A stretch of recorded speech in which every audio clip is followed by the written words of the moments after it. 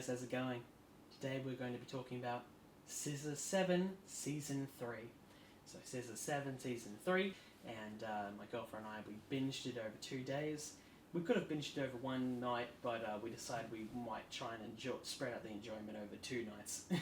Scissor 7 is a Chinese anime. I'm not sure what the official term for a Chinese anime is, but I'm going to call it Chinese anime. So, weeaboos, I apologise, don't get angry at me, don't sharpen your pitchforks, or do, I don't care. So this follows Seven, after we left off in Season 2, where he is now going back to his home country of Zhangwu, I believe that's the name, and he actually comes across some of the characters that we had seen in the previous 2 seasons, who had since left the island, and so it's sort of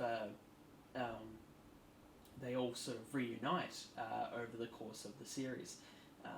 This is probably the most action-heavy season of the series.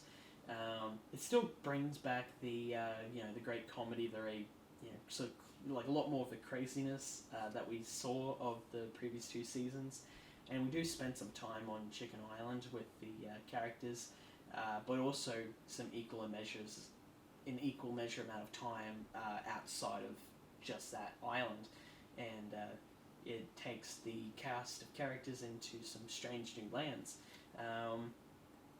We get to explore a bit more of Seven's backstory that he had forgotten since having amnesia, and sort of comes back to him in little snippets, and find out really the truth about him being a master assassin. This show is, of course, pretty awesome. It's a great follow-up season. The only problem I would say is that the ending of the season doesn't really serve as an ending, but I don't think it can be considered a spoiler, even though it does kind of come out at the end of the episode. But there's going to be a Scissor 7 movie, so I hope that this movie is actually going to tie up the loose ends of Season 3. Hopefully it'll be sort of a Demon Slayer movie, not a Kingdom Ashen of the North prequel, sort of thing. So I think I had a fantastic time. We do see a little bit of character development among the cast, but not too much. We saw a lot more in come to Season 2. Season 3 is more about the world building this time. But I thought this was awesome. This is incredibly action heavy, and the budget for the show has clearly been tripled, quadrupled. All the money is now in this show, and it is they work it as best as they can.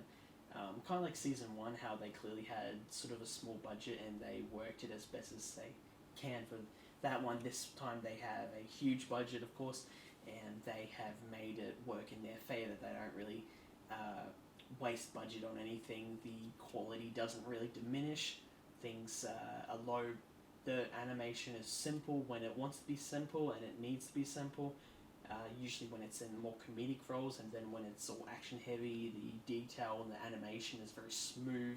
It's it's very detailed. It's very action. It's awesome. I highly recommend Season 3 of Scissor 7. All right, that'll be it for me today, guys. Peace.